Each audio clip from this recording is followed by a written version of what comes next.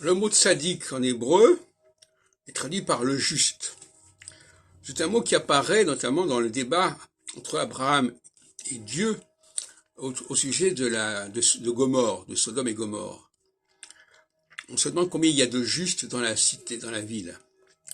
Et le juste, pour moi, le tzaddik, c'est celui qui perçoit les erreurs, qui donc est capable d'éviter la corruption, qui est capable d'éviter que l'on continue à vivre dans l'erreur, qui dénonce l'erreur. Le tzaddik, c'est le philosophe en fait. Le vrai philosophe au sens que je l'entends, c'est-à-dire celui qui est capable de repérer l'erreur, le dysfonctionnement, non pas parce que les choses dysfonctionnent dans la pratique conjoncturelle, mais parce qu'elles sont incohérentes. Et même si ça fonctionne, c'est incohérent. Et si ça fonctionne et que c'est incohérent, c'est toxique. Parler une langue qui fonctionne, qui marche, mais qui est incohérente, c'est toxique.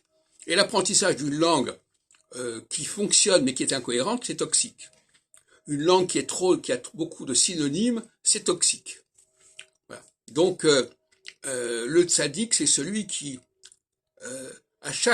est une vigie, et qui, à chaque génération, signale les erreurs du passé, les erreurs à corriger.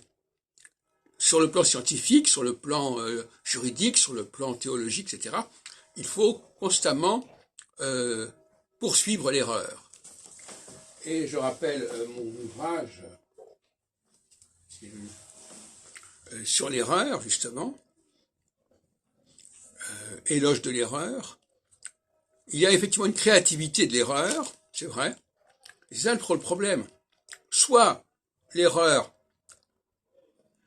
on va la garder et on va dire c'est créatif, ça crée de la nouveauté, soit on va la condamner et on va retrouver un état plus ancien et plus authentique des choses.